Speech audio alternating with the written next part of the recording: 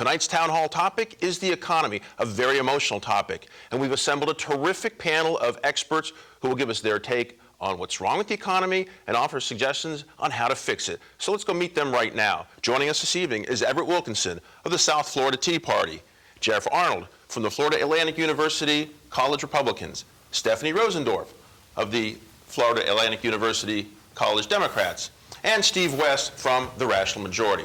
Let's go ahead and start it off, and I'm going to ask each of the panel members to give us a brief overview of what's wrong with the panel or with the economy. What are your thoughts, Jeff?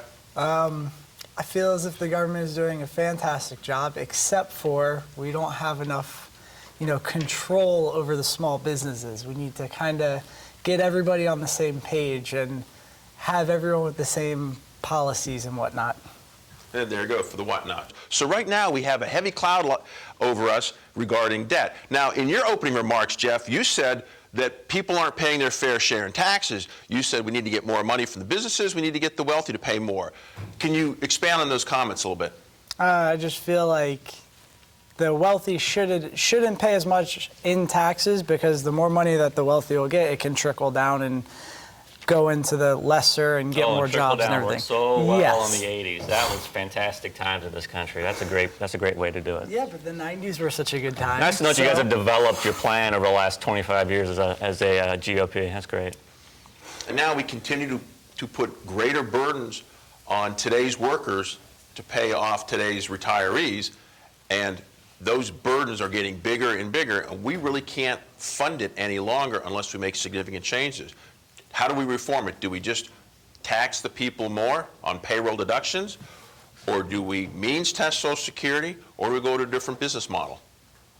I think we go with a little bit of all of it except for the reforming, because that's just too much.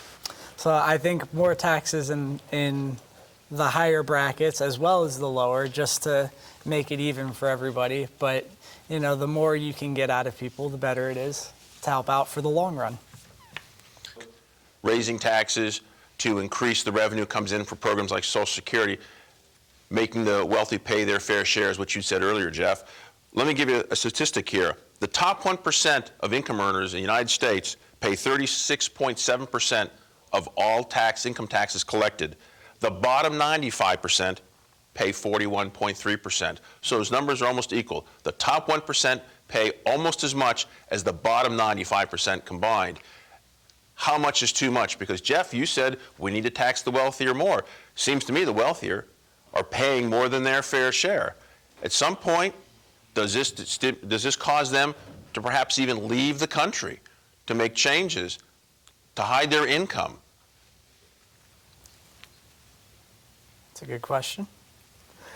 I'm going to say that if we keep it at an even playing field and everybody equal, even though the incomes are such a large difference, it'll still work out in the long run, because of the majority of people paying the lower, making less will be paying more, but it'll even out later on in the long run. The people paying more will still be paying the same taxes, and like they said, we don't want them to support America. So we could just keep it where it's at. For the latest figures from 2009, of all income tax filers, 22% had zero income tax liability. That means they didn't pay a nickel into the Treasury on federal income tax. On top of that, 30% had a refundable tax credit. So not only did they not pay into this Treasury, they actually got money back they never even paid in. That leaves 49% of the working public actually paid income tax. So we go back to the issue of fairness, because Jeff used the word fair 3 times already. Is it fair that 1/2 of Americans actually have skin in the game and 1/2 don't? In fact, not only 1/2 don't, but almost 1/3 of Americans get money back they never paid in. Is that fair? Yes. Notice I've moved Jeff from being a conservative to a liberal. So you're Republican. I have no idea what's going on. That's okay. Jeff, should there be a safety net in America for the less fortunate? No, because America was built on people standing up for what they want and making their own businesses and doing everything they can to get by.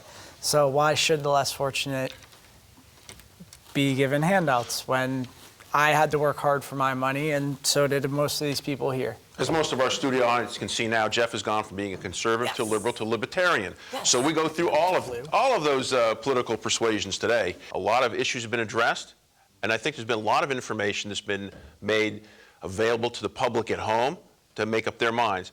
But let's go for closing statements from each of our 4 panel members for the next few moments. Jeff? Well, I just feel like we should get back to the core roots of what America's about and how we can build this country back up to be the great nation that it once was, and just make everybody happy and, you know, read that Bible and be great with everyone and care. And everyone should get together very nicely.